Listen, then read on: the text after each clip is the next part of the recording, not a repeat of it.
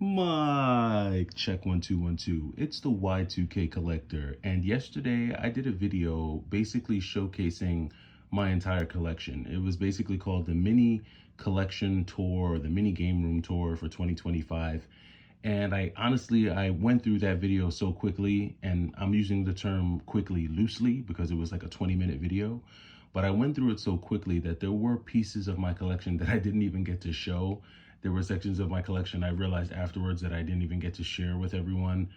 And I didn't really get to kind of give a whole lot of backstory with some of the pieces that were in my collection.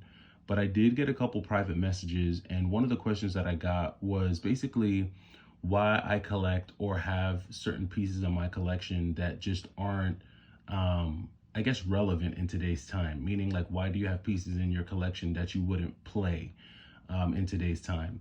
And one example would be this Geo Pocket that I have. Of course, there's other parts to my collection, like, my original Game Boy, which obviously, if I'm going to play original Game Boy games, I'm not going to play them on my original Game Boy, just because while it would be fun to do it for nostalgia's sake, from a practicality standpoint, it's just not the easiest to play. Like, there's no backlit screen. It's just not easy on the eyes. But I wanted to use the Geo Pocket and just kind of give a little backstory on this piece, because this is one of the more oddball pieces in my collection, and just to kind of give a little bit of a backstory as to why this is one of the pieces that I wound up keeping and will keep in my collection.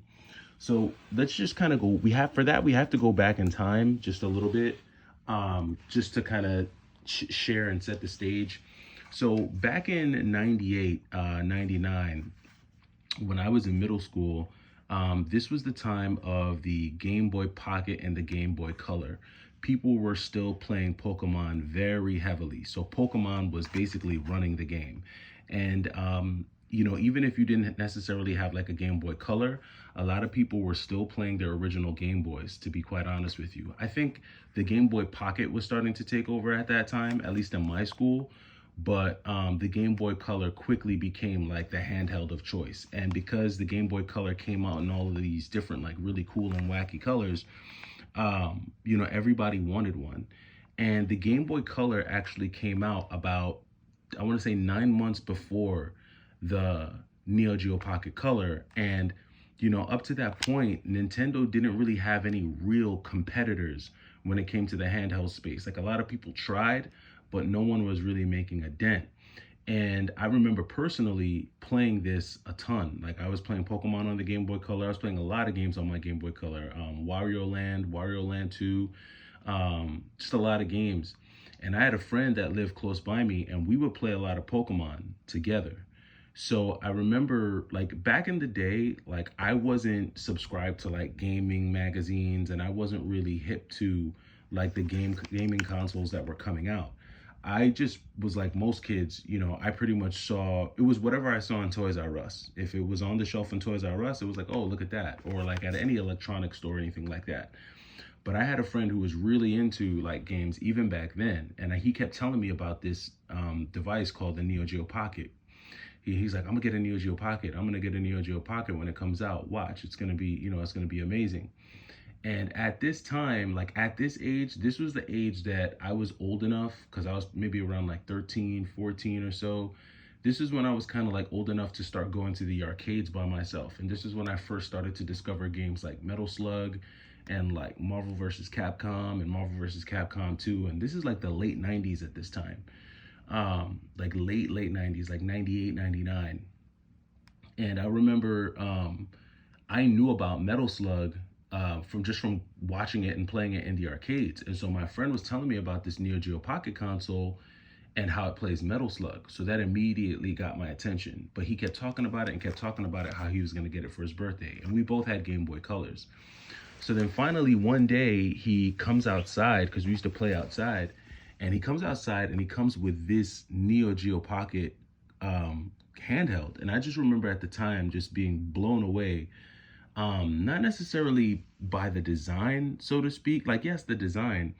I'll be honest with you, in like back then, the joystick, the little clicky joystick that the Geo Pocket came with, I wasn't a fan of it at the time because I was so used to the D-pad on the Game Boy that, that little clicky joystick just didn't really make sense. But now in hindsight, that clicky joystick was amazing. Like I don't want to say that it's better than the D-pad because the D-pad is just like, it's just tried and true, old faithful. Like you really can't beat a good old fashioned D-pad. But for certain games, that clicky multi-directional joystick that you get on the Neo Geo Pocket was amazing, especially when you're playing games like Samurai Showdown or particularly this game here, Metal Slug.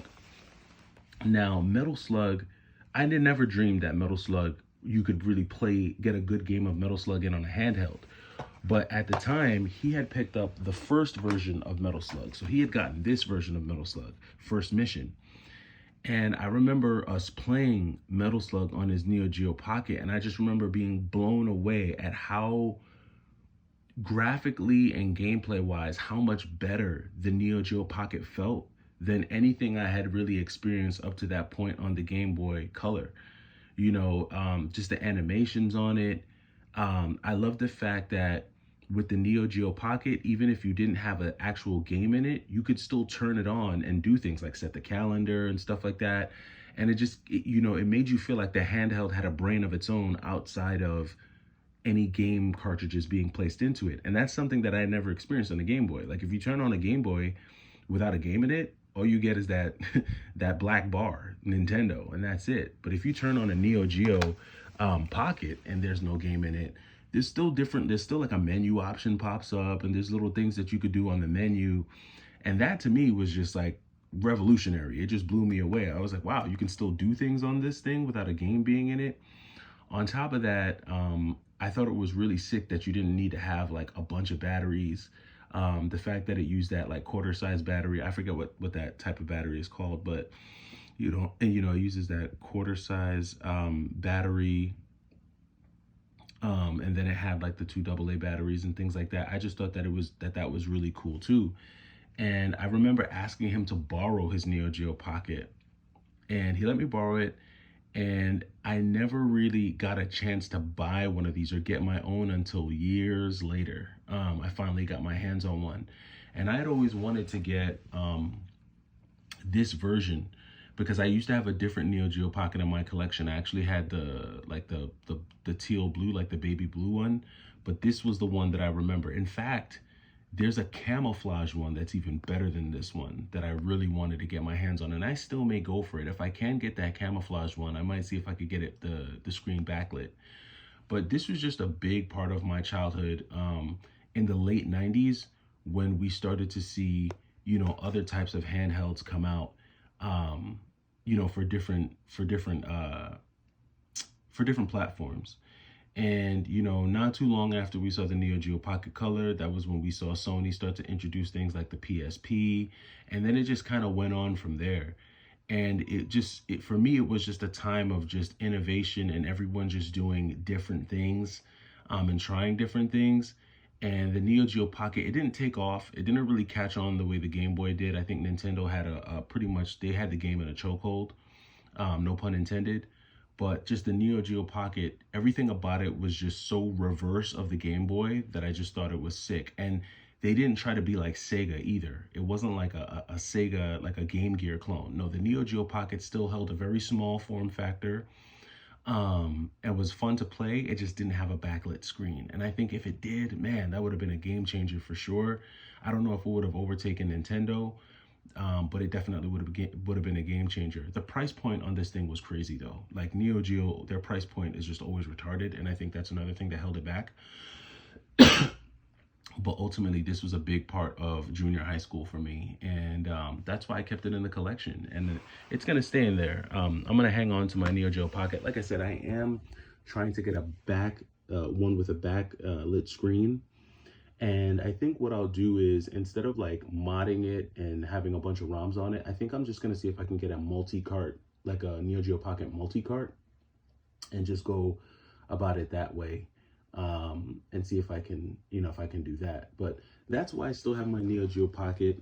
I've got stories for a lot of the consoles and games in my collection that I could share, but that's just one of the nostalgic ones that I figured I'd share with you. to start the week. Hopefully you all have a great week. Hopefully you got some really cool things planned.